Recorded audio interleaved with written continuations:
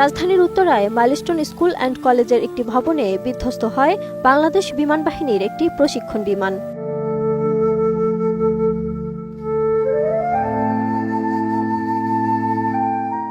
21 জুলাই দুপুর 1টার পরপরই ঘটে মর্মান্তিক এই দুর্ঘটনা। ঘটনাস্থলে উদ্ধার তৎপরতা চালাচ্ছে সেনাবাহিনী, ফায়ার সার্ভিস ও বিমান বাহিনীর সদস্যরা। ফায়ার সার্ভিসের 10টি ইউনিট কাজ করছে সেখানে।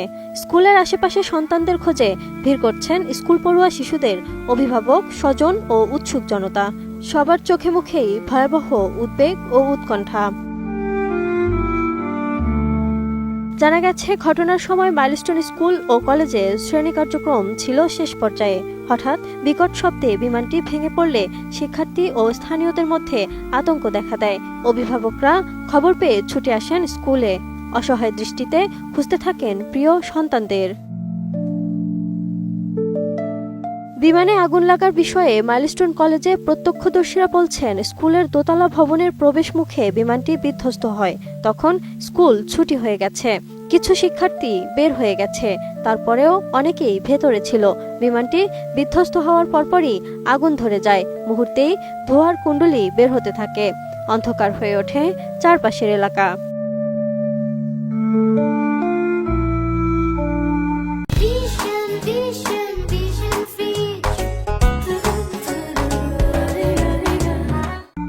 দুর্ঘটনাটি নিয়ে মাইলস্টোন স্কুল অ্যান্ড কলেজের জনসংযোগ কর্মকর্তা জানান, বিমানটি একটি ভবনের গেটে আছড়ে পড়ে, যেটি একাডেমিক ভবন। সেখানে স্কুলের বাচ্চাদের ক্লাস চলছিল। যেসব অভিভাবকদের একাধিক বাচ্চা স্কুলে পড়তো, তাদের কোনো এক সন্তানকে বের করে আনতে পারলেও সুস্থভাবে বের করে আনতে পারেননি অন্য আরেক সন্তানকে। ভেতরে আটকে পড়া সন্তানের সঙ্গে কোনো যোগাযোগ করতে না পেরে অভিভাবকদের আহাজারিতে ভারী হয়ে উঠেছে চারপাশের পরিবেশ।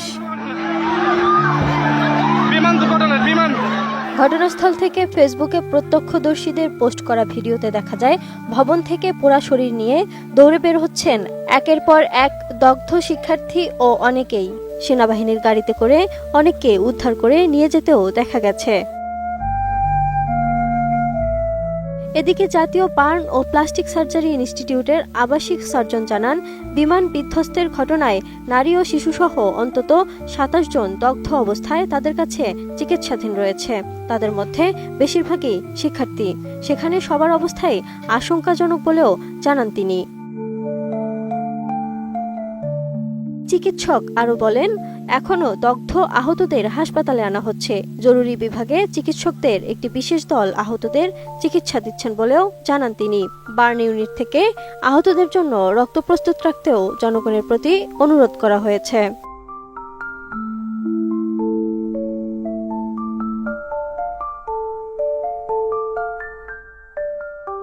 Lima Sayanti, desk report, ATN news.